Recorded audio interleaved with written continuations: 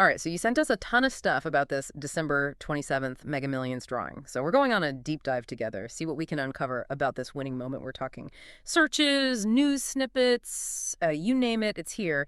And one thing is crystal clear. This wasn't just another lottery drawing. This one caught everyone's attention. It's true. What's really interesting to me is it wasn't just about the numbers themselves, of course. There were the expected searches for winning numbers, and but there's a lot more here that speaks to a much deeper fascination. Okay, so walk me through this. What else were people searching for? Well, right off the bat, there were tons of searches about the location of the winning ticket. Where was a Mega Millions won was a big one. And then we see Cottonwood, CA and Shasta County popping up repeatedly. It's like people needed to place this massive event to ground it in a real location. So we know the winning ticket was sold in Cottonwood, California. Got it. But why do you think that matters so much to people? It's not like they know the winner personally, right? Right. But it taps into something very human. We're drawn to stories. And suddenly this abstract concept of winning the lottery has a face, a place, a small town, no less. Yeah. You can practically picture the celebrations, the rumors swirling around the local diner. I see what you mean. It's like knowing the location adds a whole other layer of intrigue to the story. Exactly. And that's just the beginning. There's another layer to this. And it has to do with the winner themselves. Right. Or should I say the lack of information about the winner. Because they haven't come forward yet. Right. And the search data reflects this. Who won the Mega Millions? What state won the Mega Millions? It's clear people want to know who this instant multimillionaire is. It's interesting, though, because wouldn't you want to stay anonymous if you won that much money? I mean, think of all the attention, the requests for handouts. That's a valid point. And actually, the data supports that, too. There were numerous searches about claiming the winnings, financial advisors, even legal advice related to lottery wins. Clearly, some people are thinking practically about the implications of such a windfall. So it's not all champagne wishes and caviar dreams, huh? Not quite. There's a definite undercurrent of anxiety mixed in with that excitement. And it goes beyond just managing the money. Think about what it means for your identity, your relationships, your whole world, really. When you become that Mega Millions winner. It's almost like winning creates this new identity, this label that you have to wear whether you want to or not. Exactly. And that can be a lot to process, especially when you factor in the intense public curiosity. Remember all those searches about the winner's identity? That's just a glimpse of the potential scrutiny this person is facing.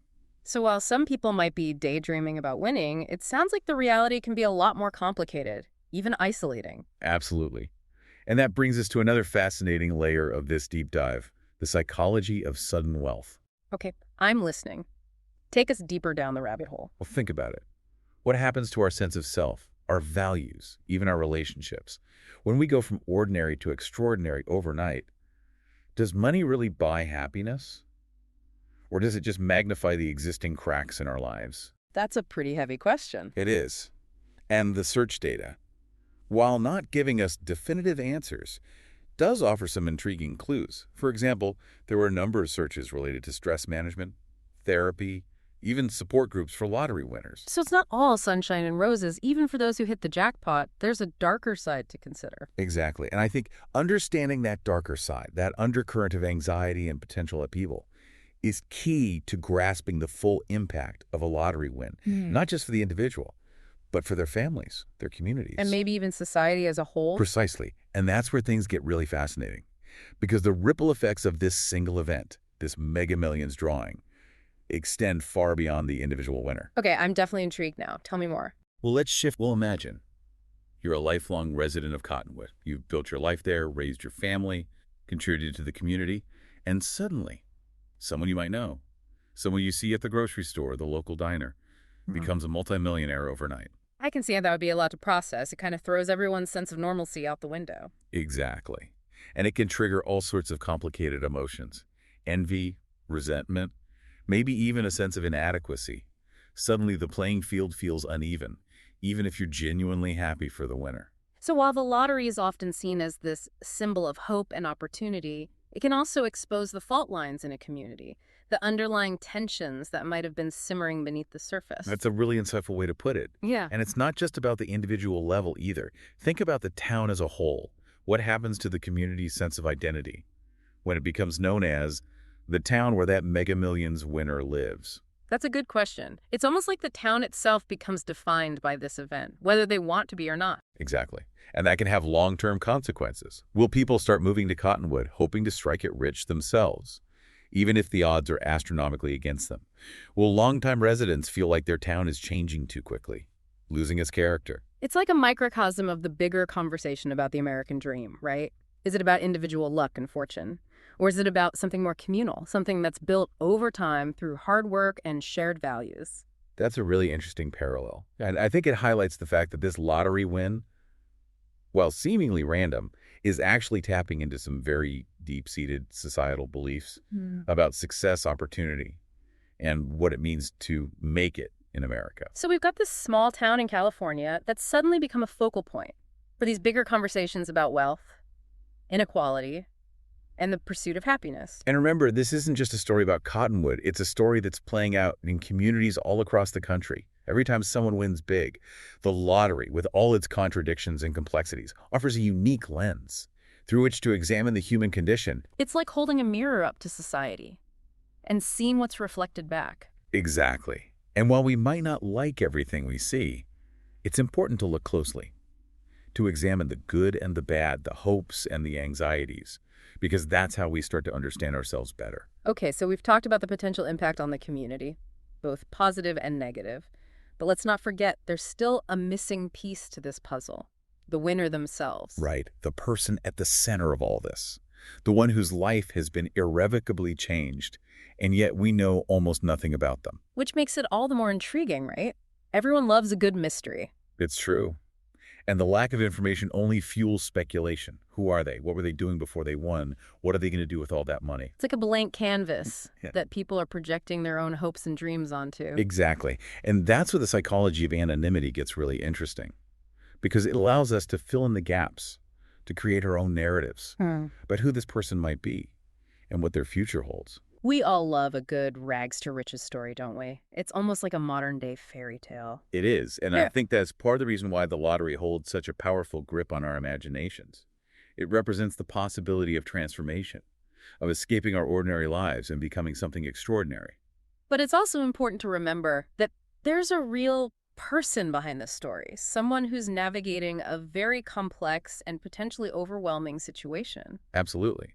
And I think it's important to respect their privacy, to allow them the space to make their own choices and figure out what this win means for them without the added pressure of public scrutiny. So while we might be curious about their identity, maybe it's better to focus on the bigger questions that this event raises. I agree, because ultimately this isn't just about one person winning the lottery. It's about understanding the forces that shape our lives, the interplay of chance and choice, and the ways in which we as individuals and as a society grapple with the complexities of wealth, happiness, and the elusive pursuit of the American dream. And that brings us to another fascinating layer of this deep dive: the ethical considerations surrounding lotteries. It's interesting, because on the surface, the lottery seems like a purely individualistic pursuit.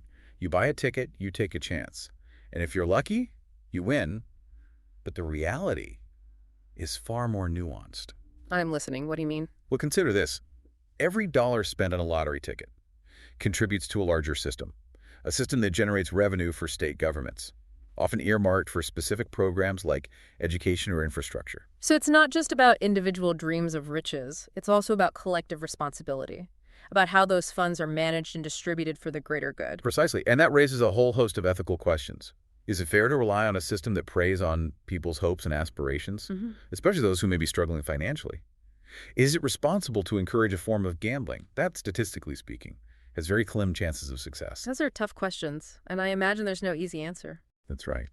And it gets even more complicated when you factor in the psychological effects.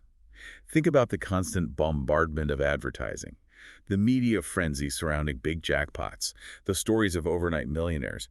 It creates a very seductive narrative, one that can be hard to resist, even if you know the odds are stacked against you. It's like this cultural obsession with winning, this belief that success is just a lucky breakaway. Exactly. And that can be a dangerous mindset, especially if it leads people to make risky financial decisions or to devalue the importance of hard work and perseverance. So while the lottery might seem like a harmless form of entertainment, It's actually intertwined with some very complex ethical and societal issues. Absolutely. And I think it's important to be aware of these complexities, to have an open and honest conversation about the potential benefits and drawbacks of lotteries, both for individuals and for society as a whole. Because ultimately, it's about finding a balance, right, between allowing people to dream and protecting them from exploitation, between generating revenue for important programs and ensuring that those programs are truly benefiting the people they're intended to serve. That's a great way to put it. And I think this deep dive, with all its twists and turns, has really highlighted the importance of critical thinking, of looking beyond the surface and asking those tough questions. Because even in a world of algorithms and instant gratification, it's crucial to remember that real life is rarely a game of chance. It's a complex tapestry of choices, circumstances, and consequences. And it's up to each of us to navigate it with awareness, empathy, and a healthy dose of skepticism. Well said. And I think that's a fitting note to end on. I agree. So to our listeners, thank you for joining us on this deep dive into the world of Mega Millions, small towns, and the complexities of human behavior. We hope you've enjoyed the journey, and that you'll continue to explore these fascinating themes long after this deep dive ends. Today is your lucky day. Today is the day that our $3 website works for you, paying you directly to your PayPal daily. Imagine $3 ongoing continuous payments to your PayPal account. Imagine falling asleep and waking up to $300 in your PayPal account. How would this make you feel? How could this help you? What bills could you pay? What kind of fun could you have? What does that retirement look like now? All for a one-time payment of $3. This website is DFY done for you, fully built and completely hosted, and never stops collecting payments for you. You have spent $3 on coffee on a regular, but that coffee won't help you create multiple streams of income. Click the link below.